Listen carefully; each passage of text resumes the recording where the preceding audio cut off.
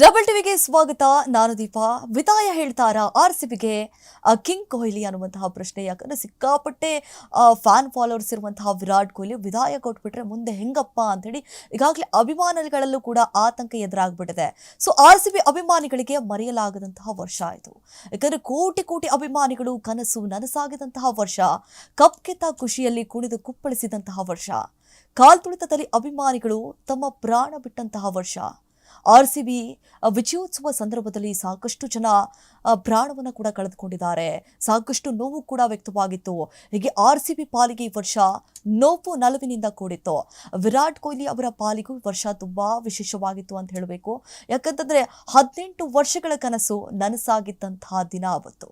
IPL season ಶುರುವಾದಾಗಿನಿಂದಲೂ ಕೂಡ ಒಂದೇ ತಂಡದ ಪರ ಆಡಿದಂತಹ ಕಿಂಗ್ ಅವರ ಹಲವು ವರ್ಷಗಳ ಕನಸು ನನಸಾಗಿದ್ದಂತಹ ವರ್ಷವಾಗಿತ್ತು.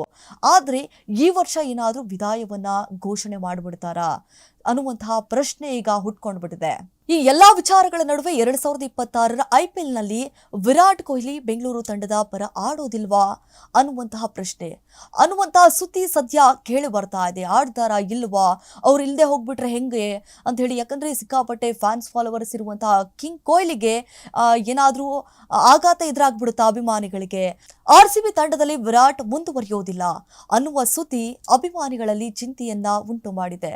ಅಷ್ಟಕ್ಕೂ ಇಂಥದ್ದೊಂದು ಊಹಾಪೋಹ ಶುರುವಾಗಲು ಕಾರಣ ಏನು? ಹಾಗಾದ್ರೆ ನಿಜವಾಗಿ ವಿರಾಟ್ ಕೊಹ್ಲಿ ಬೆಂಗಳೂರು ತಂಡದಲ್ಲಿ ಮುಂದುವರಿಯೋದಿಲ್ವಾ? ಎಸ್, ವಿರಾಟ್ ಕೊಹ್ಲಿ ಅವರು RCB ತಂಡದಲ್ಲಿ ಮುಂದಿನ ವರ್ಷ IPL ಸೀಸನ್ ಆಡ್ತಾರಾ ಇಲ್ವಾ ಅನ್ನೋದ್ರ ಕುರಿತು ಮಾತನಾಡಿದಂತಹ ಪತ್ರಕರ್ತರು ರೋಹಿತ್ ಜಗ್ಲಾನ್ ಅಂತ ಹೇಳಿ 2026ರ IPL ಆರಂಭಕ್ಕೂ ಮುನ್ನ ವಿರಾಟ್ ಕೊಹ್ಲಿ ಅವರು ಒಂದು ಬ್ರ್ಯಾಂಡ್ನೊಂದಿಗಿನ ತಮ್ಮ ಒಪ್ಪಂದವನ್ನ ನವೀಕರಣ ಮಾಡಬೇಕಾಗಿತ್ತು. ಆದರೆ ಆ ನವೀಕರಣವನ್ನ ಅವರು ಮಾಡಿಲ್ಲ.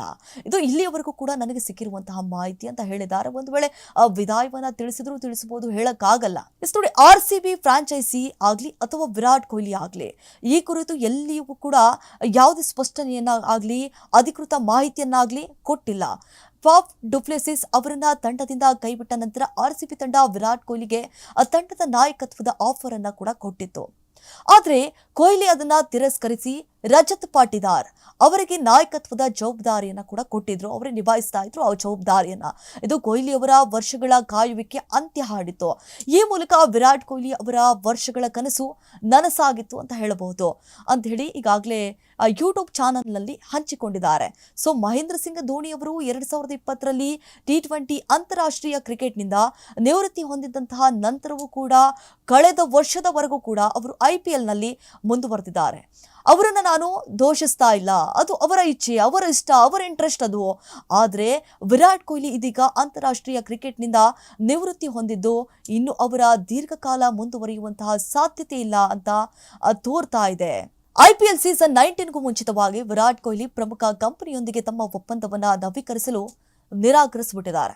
ಈ ಒಪ್ಪಂದವನ್ನು IPL 2026ರ ಮೊದಲು ನವೀಕರಿಸಬೇಕಾಗಿತ್ತು. ಆದರೆ RCB ಸ್ಟಾರ್ ಆಟಗಾರ ಹಾಗೆ ಮಾಡದಿರುವುದು ಇದೀಗ ಅನುಮಾನಕ್ಕೆ ಕಾರಣವಾಗಿದೆ.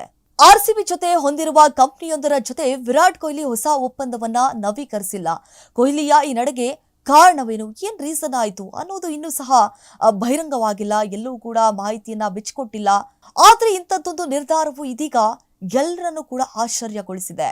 ಮುಂಬರುವ ಆಸ್ಟ್ರೇಲಿಯಾ ವಿರುದ್ಧದ ಏಕದಿನ ಸರಣಿಯ ಬಳಿಕ ಕಿಂಗ್ ಕೊಹ್ಲಿ ODI ಕ್ರಿಕೆಟ್ಗೂ ವಿದಾಯವನ್ನ ಹೇಳಲಿದ್ದಾರೆ ಅಂತ ಹೇಳಲಾಗ್ತಾ ಇದೆ.